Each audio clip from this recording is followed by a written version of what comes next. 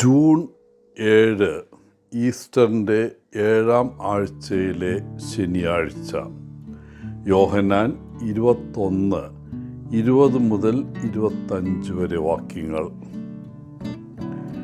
ഇന്നത്തെ സുവിശേഷത്തിൽ പത്രോസ് തിരിഞ്ഞു നോക്കുമ്പോൾ യേശു സ്നേഹിച്ച ശിഷ്യനെ കാണുന്നു. പത്രോസും യോഹന്നാനും യേശുവിൻ്റെ ഏറ്റവും അടുത്ത അപ്പോസ്തലന്മാരാണ്. അവർ പരസ്പരം അടുപ്പമുള്ളവരുമാണ്. തനിക്കായി എന്താണ് കരുതി വച്ചിരിക്കുന്നതെന്ന് യേശു പത്രോസിനോട് വെളിപ്പെടുത്തിയപ്പോൾ തൻ്റെ സുഹൃത്തായ യോഹന്നാൻ്റെ ഭാവി എന്തായിരിക്കുമെന്ന് പത്രോസ് അന്വേഷിക്കുന്നത് മനുഷ്യ സഹജമാണ്. എന്നാൽ യേശുവിൻ്റെ ഉത്തരം ഒരു ശാസന പോലെ തോന്നുന്നു. നീ അതിനെക്കുറിച്ച് എന്തിന് ആകുലപ്പെടുന്നു? തീർച്ചയായും മറ്റുള്ളവരെക്കുറിച്ച് ഉത്കണ്ഠ തോന്നുന്നത് അവരോടുള്ള നമ്മുടെ സ്നേഹത്തിൻ്റെ ഒരു പ്രകടനമാണ്. എന്നിരുന്നാലും പലപ്പോഴും നമ്മുടെ ആശങ്ക ആഴമില്ലാത്ത താല്പര്യത്തിൻ്റെ അതിരുകളാണ്. പലപ്പോഴും ഗോസിപ്പിലേക്ക് അത് വ്യാപിക്കുന്നു. അതിലും മോശമായിട്ടുള്ളത്, ഒരു ആശങ്കയായി തോന്നുന്നത് യഥാർത്ഥത്തിൽ അസൂയയോ അഹങ്കാരമോ ആണ്. എൻ്റെ സുഹൃത്ത് എന്നേക്കാൾ ഭാഗ്യവാനാവുന്നത് എന്തുകൊണ്ട്? ഒരുപക്ഷെ നമ്മൾ മറ്റുള്ളവരെക്കാൾ കൂടുതൽ യജമാനോട് കൂടുതൽ അടുത്തിരിക്കുന്നതിനാൽ നമുക്ക് മറ്റുള്ളവരെക്കാൾ കൂടുതൽ ഒരു സ്വാതന്ത്ര്യം അനുഭവപ്പെടുന്നു. ഇന്നത്തെ സുവിശേഷത്തിൽ യേശു പത്രോസിനെ തന്നെ പിന്തുടരാൻ പറയുന്നു. യേശുവിനെ പിന്തുടരുമ്പോൾ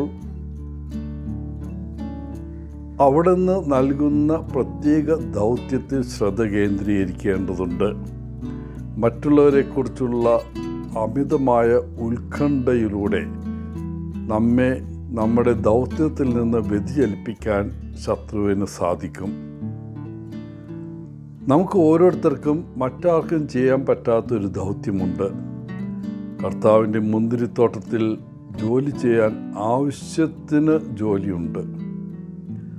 അസൂയയും അഹങ്കാരവും നമ്മുടെ വേലയുടെ പൂർത്തീകരണത്തെ വൈകിപ്പിക്കുകയും ചിലപ്പോൾ പിന്നോട്ടടിപ്പിക്കുകയും ചെയ്യും. പത്രോസ് അപ്പോസ്തലന്മാരുടെ നേതാവും യോഹന്നാൻ ഒരു സുവിശേഷ ഗ്രന്ഥകാരനും ആകും.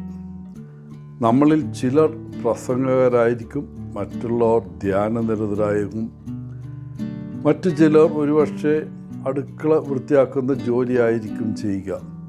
തീർച്ചയായും നമ്മൾ ഓരോരുത്തരും സ്വന്തം കാര്യം നോക്കുകയും മത്സരിക്കുന്നതിന് പകരം സഹകരിക്കുകയും ചെയ്താൽ ഉൾപ്പോര് കുറയുകയും സമാധാനം കൈവരിക്കുകയും ചെയ്യും.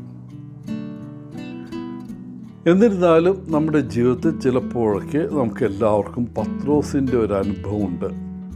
സ്വയം ചോദിക്കാം, എല്ലാവരാലും സ്നേഹിക്കപ്പെടുകയും അംഗീകരിക്കപ്പെടുകയും ചെയ്യുന്ന ഒരാളോട് നിങ്ങൾക്ക് എപ്പോഴെങ്കിലും അസൂയ തോന്നിയിട്ടുണ്ടോ? നിങ്ങളുടെ സഹോദരങ്ങളിൽ ഒരാളുടെയോ ഒരു സുഹൃത്തിൻ്റെയോ കഴിവുകൾ ഉണ്ടായിരിക്കാൻ നിങ്ങൾ എപ്പോഴെങ്കിലും ആഗ്രഹിച്ചിട്ടുണ്ടോ? തീർച്ചയായും ഉണ്ടാകുമെന്ന് ഞാൻ കരുതുന്നു. ഈ വികാരങ്ങൾ സ്വാഭാവികവും സാധാരണവുമാണ്. എന്നിരുന്നാലും അവ എങ്ങനെ കൈകാര്യം ചെയ്യണമെന്ന് നമ്മൾ പഠിക്കേണ്ടതുണ്ട്. അല്ലാത്ത പക്ഷം അവ നമ്മെ നിയന്ത്രിക്കാൻ തുടങ്ങും.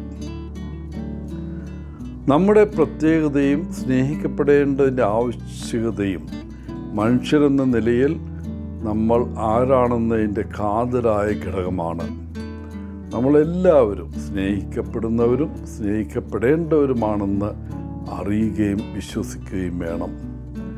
എല്ലാ മനുഷ്യർക്കും സ്നേഹം അത്യന്താപേക്ഷിതമാണ്. എന്നിരുന്നാലും നമ്മൾ ദൈവത്തിനും യേശുവിനും പരിശുദ്ധാത്മാവിനും പ്രിയപ്പെട്ടവരാണെന്ന് അറിയുകയും വിശ്വസിക്കുകയും വേണം. പ്രിയപ്പെട്ടവരെ, നാം നടക്കുന്ന ഈ ഭൂമിയിലൂടെ യേശു നടന്നു. യേശു നമ്മുടെ കർത്താവും ദൈവമാണ്. നമ്മുടെ കഥ, മനുഷ്യത്വത്തിൻ്റെ കഥ തുടരുന്നു. യേശു എല്ലാ ദിവസവും ഓരോ നിമിഷവും നമ്മോടൊപ്പമുണ്ട്. ഒരുപക്ഷെ നമുക്കുള്ള ചോദ്യം ഇതാണ്: എല്ലാ ദിവസവും യേശുവിനോടൊപ്പം നടക്കാൻ നമ്മൾ തിരഞ്ഞെടുക്കുമോ? എല്ലാവർക്കും നല്ലൊരു ദിനം ആശംസിച്ചുകൊണ്ട് ഒത്തിരി സ്നേഹത്തോടെ പോളച്ചൻ CSSR ഫ്രം കേരള.